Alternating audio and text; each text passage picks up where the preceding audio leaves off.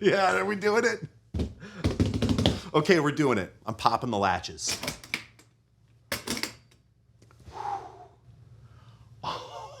Oh my God. You guys! Spector's legacy began in a small wood shop in Brooklyn, New York in 1976. Our founder, Stuart Spector, had a conviction to build premium musical instruments that emphasized quality and playability. Over 45 years later, we hold tight to this legacy while moving Spector into the future. In those early days, Stuart and Ned Steinberger developed the ergonomic Spector NS body style. Today, drawing from decades of the most popular design elements, we're honored to define the future for these legendary instruments. From neck profiles to body contours, electronics to string spacing, classic designs to innovative options, these NS basses offer more of everything Spector players love. Welcome to the new era of Spector. So if someone were to ask you, why do this? It's so much work to do it. You're obviously making a product that's amazing and selling that people love. Why make this revision? It was a lot of work and it was a lot of effort, but it's all in the effort of taking us into the future, really. We knew we wanted to offer more options to the customer, more customization, and with that, we knew we needed a full 3D model of the instrument that we could then tweak and make exactly what we wanted, and then be able to drop in things like new pickups or new scale lengths or whatever the case may be. In doing so, we had the ability to look back and honor all the different eras and what is so great about all of them to create this one instrument that will set the tone for what Spector instruments will be for the future. Okay, so we have two instruments here. You've got a 4, I have my 5.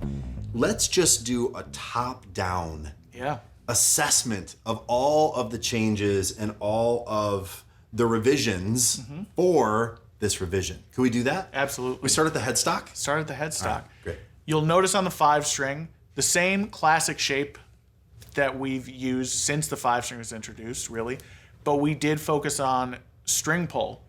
We want the strings to come out of the nut in the straightest line as possible within the confines of this design. So we optimized the tuner location in this headstock shape to make sure it was everything we wanted it to be.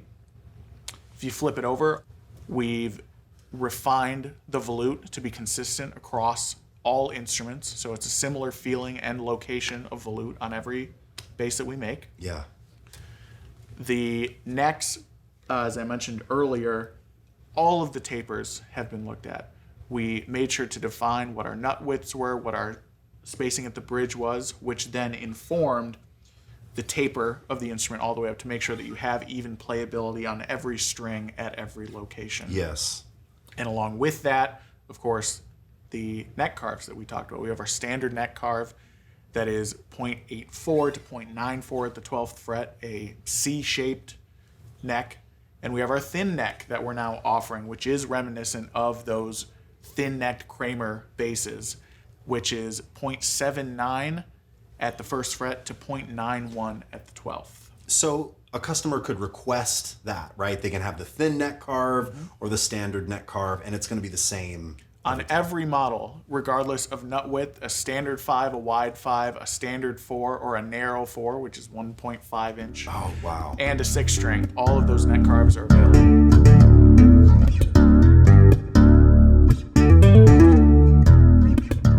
At the end of the neck, you'll notice this classic ramp or the tongue or whatever anyone's called it over the years. Yes. It's had many different shapes. Yeah. This one is not only aesthetically pleasing to me, but also very functional because you think about the lifetime of an instrument. You want someone to have this for forever. That eventually means you're going to refret the instrument. When you refret an instrument that has finish all the way up onto the tongue, that finish has to be removed. It can potentially be chipped out. We're thinking about the long-term goal here. So when you refret this instrument, the shape is already there. You don't have to mess with it. Oh, that's nice. Moving on, we're also talking about string height to the body. Yeah. That's something that was very considered from both the Woodstock and Kramer and Brooklyn eras. Really, all three of them have kind of informed this to have the best relationship of string to the top of the body for comfortable playing. Like, how did you determine what that number is? Measuring a lot of instruments and feeling a lot of instruments and getting feedback from players, having them tell us what they think is the best.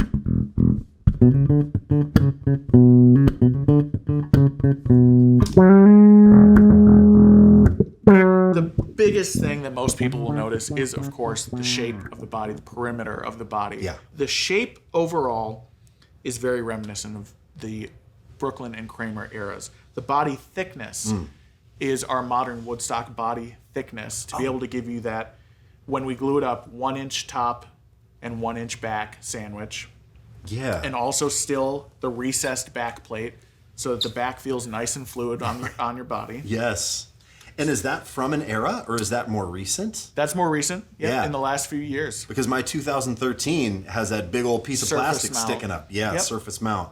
And I gotta say, this is pretty great. It feels pretty great. Good.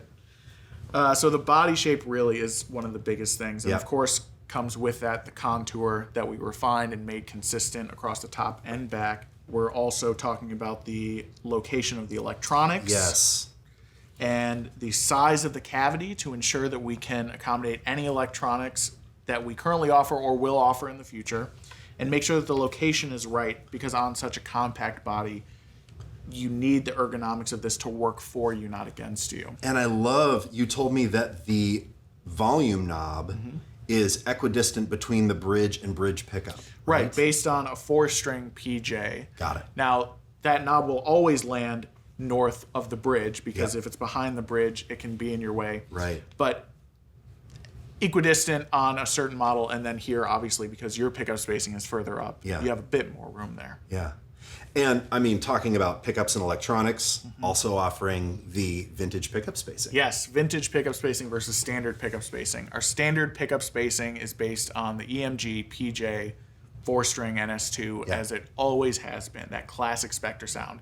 It's not going away. Right. But we're also offering vintage pickup spacing, which moves everything north, warms it up a bit, Yeah. gives you more of that vintage vibe. Oh, I'm so excited about that. And I just thought when you were talking about it, you were just going to offer it with 1 or 2 sets of pickups. But no.